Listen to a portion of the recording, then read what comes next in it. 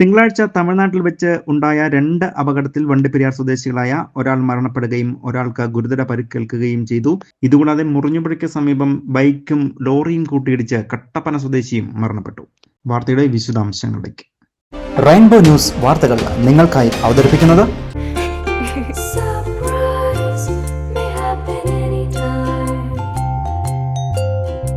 പവിത്ര gold, എന്നും സ്വന്തം.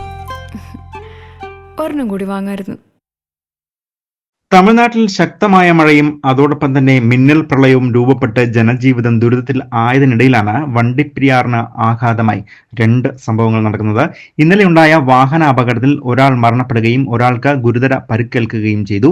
2 സ്ഥലത്ത് വെച്ചുണ്ടായ വാഹന അപകടമായിരുന്നു അത്.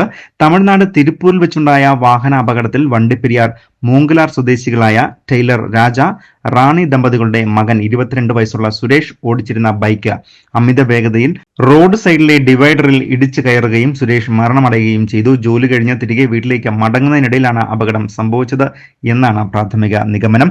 പോസ്റ്റ്മോർട്ടം നടപടികൾക്ക് ശേഷം ബന്ധുക്കൾക്ക് മൃതദേഹം വിട്ടു നൽകുകയും സംസ്കാര ചടങ്ങുകൾ ബുധനാഴ്ച മൂങ്കലാറിൽ വെച്ച് നടക്കുകയും ചെയ്യും.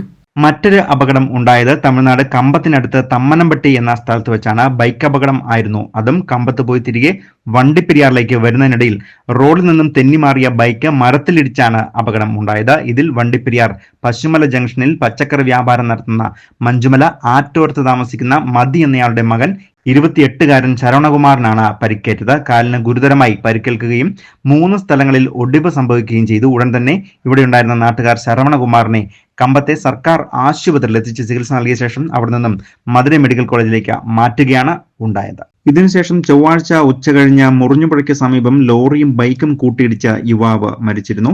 കട്ടപ്പന വാഴവര സ്വദേശി അതുൽ സണ്ണിയാണ് അപകടത്തിൽ മരിച്ചത്.